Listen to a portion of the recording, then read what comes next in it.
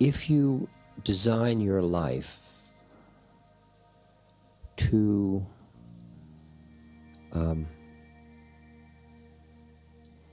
keep tasting those mindful moments, the moments of spaciousness, after some time, as you contract, you feel the thickness and the unsatisfactoriness of the state. You don't even know why you've contracted. See, the tendency is when you contract to say, why did I contract? Was I angry? Was I tired? What was it? But you get to the point where you just treat the contraction or the kind of tightening or the closing down of the heart. You just treat it as what it is, and you immediately go into whatever method you have. See, that's why I hold these beads all the time. I mean, you must see me with these beads almost all the time. Now, a lot of the time, they're just completely unconscious. But when I start to feel heavy, I feel the beads in my finger now. I note the heaviness. The noting is the heaviness. And then instead of figuring out why am I heavy, which is just going to feed the whole issue, I know that that is not necessary to be in that state, that I've closed down. And I just want to come back into spaciousness.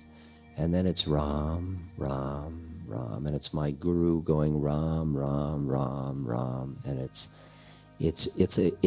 when you've invested in your method, because you know your method brings you out of those places, then you call upon your method at that moment. And you get so that it's an automatic process. It's almost automatic. It's mediated by one thought. It's I'm stuck. And then the next thing is Ram. It's interesting because I sleep often with my beads in my hand. And I will awake out of a dream, and I'm still in the dream, and I can feel the thickness of the dream. And I'll just feel the bead. The sensory input of the bead starts the Ram. And then I can feel the moment where the Ram is the spaciousness and the dream is the contraction. And I'm right there, and I can feel there's a pull to stay in the contraction. And then the deeper commitment to being free asserts itself. And I realized, because holding on to the contraction has a whole psychological thing around it of righteousness, of continuity, of that you don't have any right to be joyful. I mean, it feeds so many psychological things.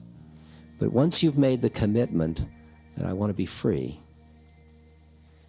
you got to have made that commitment deeply enough so that at those moments you don't have to make it all over again. You've already made it.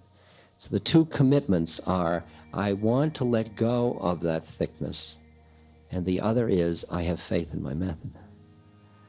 And you have faith in the method when the method's worked often enough. Right?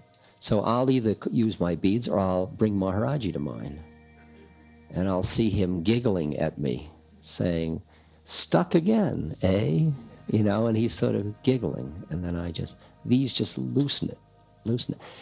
How hard it is to loosen it depends on how deep in you got.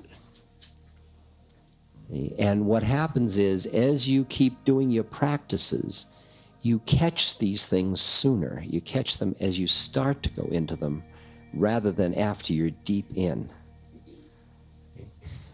Like, I can start to talk to somebody, and I started from a very spacious point, and then I can feel my mind thickening as I get into wanting them to understand something.